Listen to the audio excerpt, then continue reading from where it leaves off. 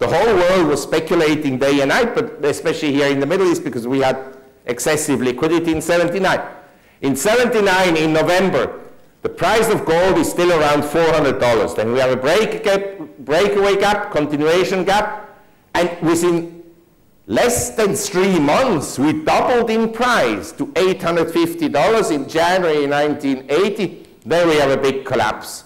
That is a bubble. When prices accelerate on the upside, when they go parabolically up, like NASDAQ doubled August 99 to March 2000, that is not the case about gold. And by the way, in this room, since you're all intelligent people, how many of you own of your assets, let's exclude your personal businesses, like if you have a shop or I don't know what kind of a business.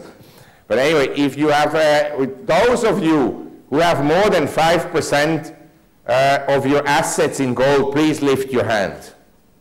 Now you look around, you tell me whether that is a bubble. In 2000, if I had asked you how many of you have more than 50% in NASDAQ stocks, everybody would have lifted his hands. Or in 89, how many of you have everything in Japanese stocks? Everybody would have been in Japanese stocks. This is what institutions have in gold compared to the rest. I don't believe that this is a bubble. But, you know, we went up strongly. We made a peak in September, on September 6, 2011. At 1,921. Then we dropped on December 29th of last year to 1,522. In my view, we're still in a correction period. But I think you should all, you're intelligent, you should all put every month a little bit of money in gold, buy some coins. And if it dropped sharply or so, because my asset allocation has this cash, so essentially, if either equities drop a lot or if precious metals drop a lot, you can then allocate more to that investment which has essentially declined substantially. So basically, I would own some gold. I am ultra bearish about everything. As I recently remarked, sometimes when I look at the global economic and geopolitical situation, I feel like committing suicide. But you have to understand, you have to think it through.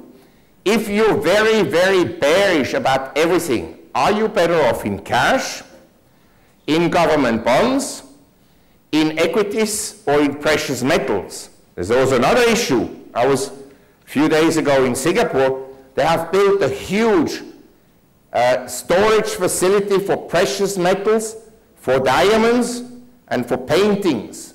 You have also to consider where you want to hold your assets, because if you hold assets, say gold in the US, for sure it will be taken away one day by our socialist president. So I would say I would own some precious metals and equities. Consider Germany, last 120 years. People that had their money in cash and bonds, they lost it 3 times. World War I, hyperinflation, World War II. If you had Siemens and BASF, you still have something. May not have been the greatest investment on earth, but you have it. If you have real estate in Germany, if you had the unfortunate luck to have it in East Germany, you lost everything. West Germany, you're okay.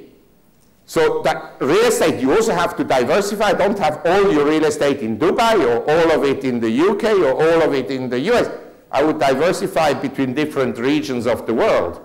And I would own essentially real estate in the countryside, because I think, you know, financial centers and city centers are very vulnerable to cyber wars, to biological warfare, and so forth and so on.